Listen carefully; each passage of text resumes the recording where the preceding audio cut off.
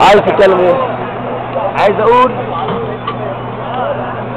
ان الشعب المصري كله بجميع طوائفه في ميدان التحرير 80 مليون، كل واحد بيعبر عن اللي جواه بطريقته.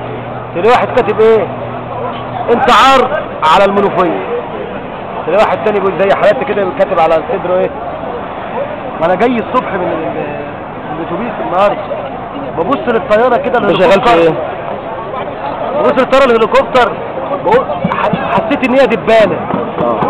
انا محامي. ايوه بس ما اشتغلتش في المحامي. ايوه النظام اللي فات ما اشتغلناش في كل حاجه وكل واحد. ايوه صح. عندي مزارع دواجن وسايبها دلوقتي، ممكن الفراخ تموت، ممكن عندي موظفين ما قبضوش في المكتب، ما فيش. انا في جهاد دلوقتي. راجل عظيم.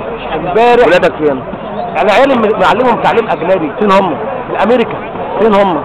واحد في البيت وواحد قاعدين في البيت، يعني موجودين في البيت. ما نزلوش ليه معاك هنا في الميدان؟ نفسي اجيبهم.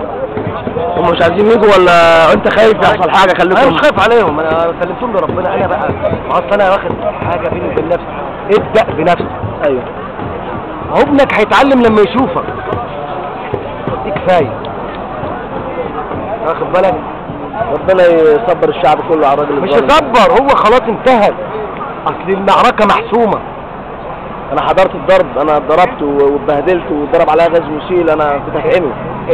صلى على النبي. انتوا جيتوا بعد العيال اللي كانت في الاول دي كانت ضرب موت. العيال هنا اتسحلت. يا استاذ، ربنا سبحانه وتعالى اراد لهذا الشعب ان يتحرر، فمجند لك اللي من المانيا وامريكا جنود ليك في المعركه دي، بيصوروك وينقلوا للعالم، مش كده؟ ايوه. كمان واحد زي حالات انا عامل ووثق للاجيال الجايه تحالف الشرطه مع البلطجيه. ايوه. عارف ايه اللي خلاني اقرر امبارح اجي؟ اللي بقول يا رب، انا هنا من يوم 25 بس بروح بالليل احرس الشارع عندنا وبيتنا وبالنهار بنزل. بقول يا رب الشغل، بقول يا رب انا جاي ميدان التحرير في سبيل الله، وانا طالع من البيت وصيت ولادي كده. ابني اللي هو معلمه امريكا قلت له تحفظ القرآن، واخد بالك؟ خلي بالك من ايه؟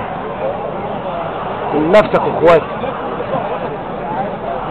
وتبقى صادق مع نفسك، لان احنا يلزمنا.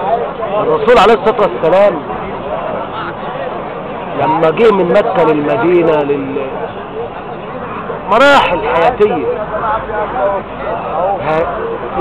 يتهزم، انتصر في بدر، انهزم في احد، طب انت وبعدها دلوقتي فتح مكة. انت دلوقتي يعني انت بتتمنى من ربنا ايه؟ اتمنى من ربنا ايه؟ انت جاي على بيات هنا ولا هتمشي؟ انا جاي على بيات الى لما اكون اخر واحد في الميدان، لما اكون اخر واحد في الميدان. ايوه. دي احلى كلمه انت